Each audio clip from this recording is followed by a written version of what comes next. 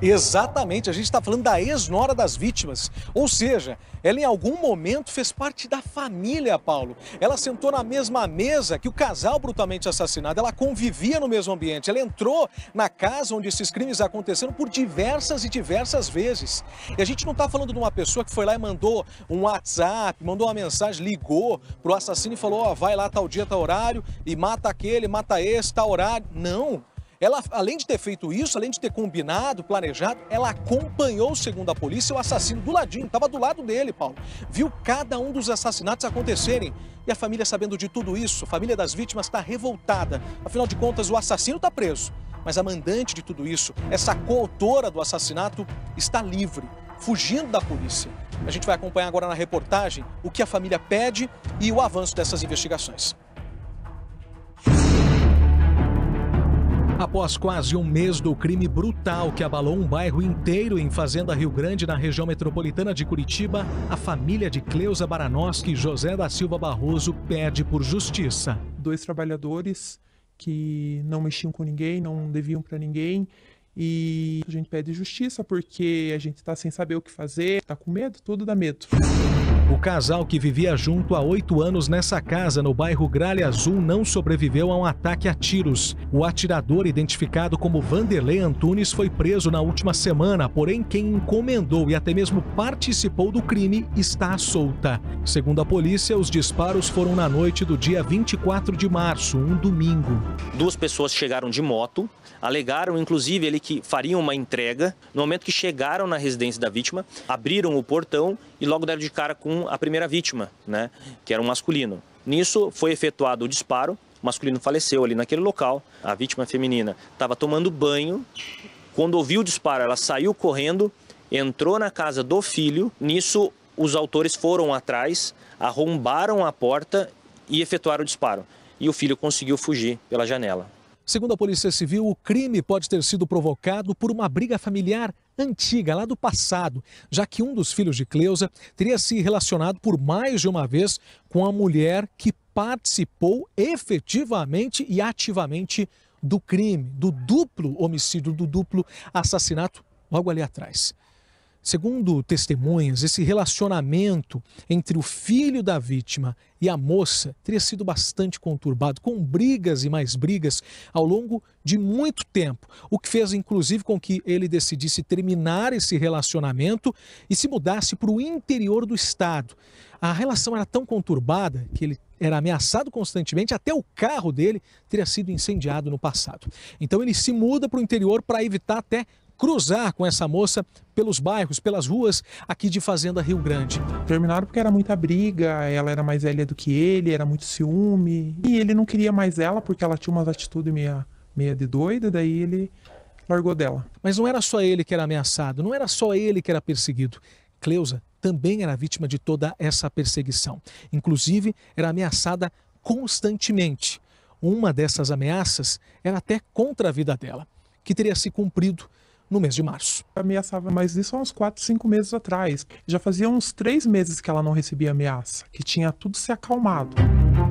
A ex-nora das vítimas, suspeita de encomendar os assassinatos, teria levado o atirador até o local do crime e testemunhado todas as execuções.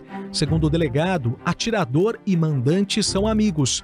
O crime então teria sido uma espécie de favor. Uma mão lavou a outra. Ela tem uma participação na medida em que essa autora, né, ela conhecia o local. Para poder chegar naquele local tinha que ter conhecimento. E ela era a pessoa que tinha o conhecimento e era, vamos dizer, mandante também, né? Porque o principal problema acabou sendo gerado com ela, não com o segundo autor. O atirador, Vanderlei, é quem aparece pilotando essa moto. Na garupa está a ex-nora das vítimas. Eles passavam pela praça de pedágio na BR-116, já em Fazenda Rio Grande, e a 7 quilômetros do local do crime. Era perto das 7h30 da noite. Poucos minutos depois, o duplo assassinato aconteceria. O paradeiro da ex-nora de Cleusa e seu José é um mistério. Para a família das vítimas, ela está escondida na casa de parentes em um município vizinho à Fazenda Rio Grande. A Polícia Civil tenta localizá-la para que ela possa, pelo menos, esclarecer se ela tem ou não envolvimento com o crime. E nós queremos justiça. A gente exige que essa guria seja presa para ela não fazer mais nada com ninguém. É uma pessoa de muito má coração, que não tem amor ao próximo, né?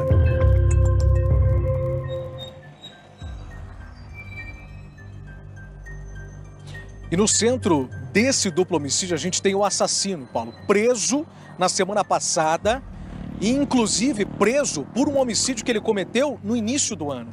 Então a gente pega um sujeito que a polícia já nos dizia, olha, a gente está procurando ele, é bastante perigoso, foi até mesmo faccionado no passado, a polícia não tinha certeza se ele ainda era membro de uma grande facção criminosa que domina parte do Brasil, parte do crime organizado do país, e ele teria cometido em menos de 2 meses, dois meses e meio, 3 homicídios, portanto.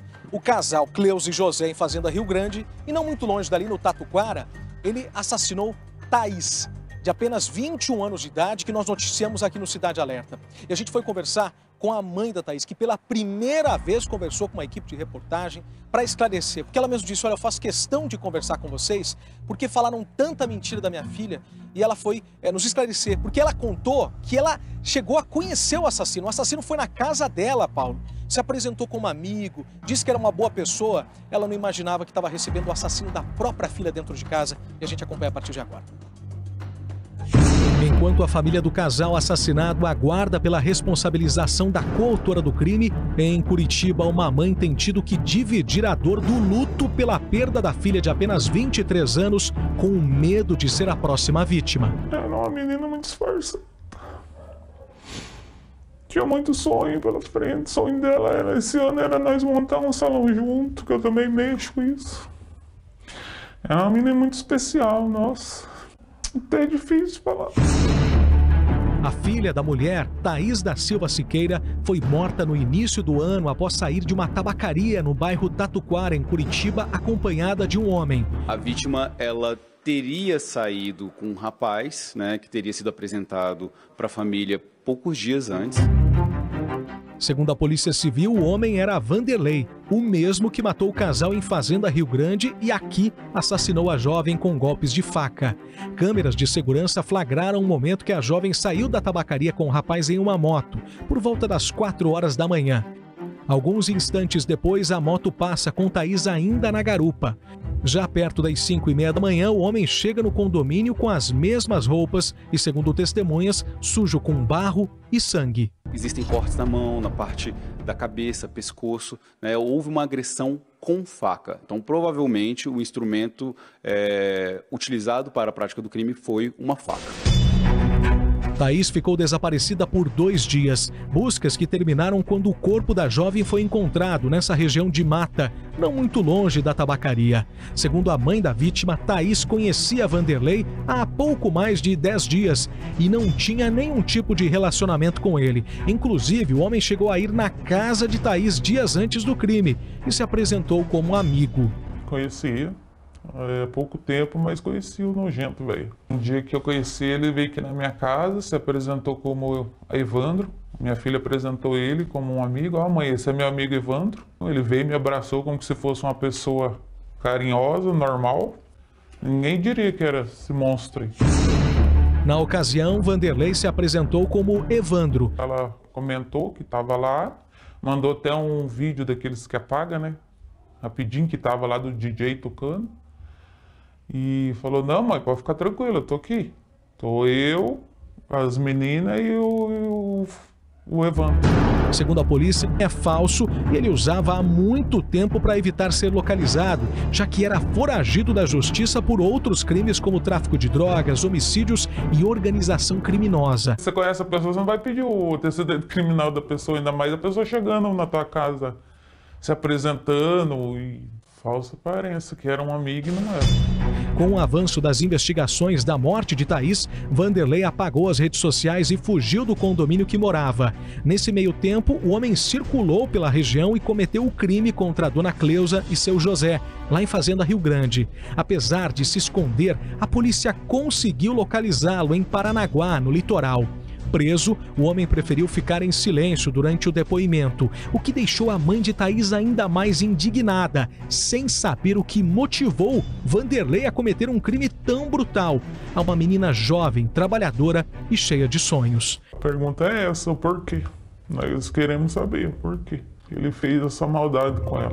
Hoje, além da dúvida, ela pede que o homem permaneça preso para que possa tocar a vida com a família em segurança. Quero justiça pela vida da minha filha, que ela não merecia essa atrocidade que ele fez com ela. Foi muita maldade. Que ele pague e fique preso os anos que ele tirou dela. Por causa que ela tinha muitos sonhos. E nós também tínhamos muito sonho com ela. Ele tirou meu braço direito.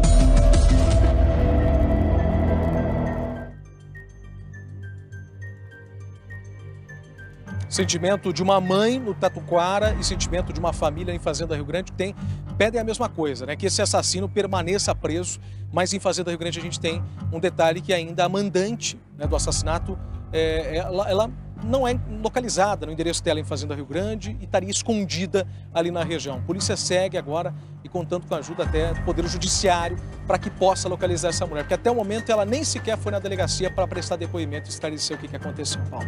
Obrigado, Léo. Eu sempre digo o seguinte, se recai alguma suspeita sobre alguém e esta pessoa não está envolvida no crime, ela deve ser a primeira interessada a comparecer a uma delegacia e dizer, não, pera lá, não estou envolvida. Agora, se ela some, vocês vão de convir que a suspeita passa a ser muito maior, não é? Some, não se sabe onde está a mocinha? E estão identificados 2 homens que teriam participação na morte do motorista de aplicativo.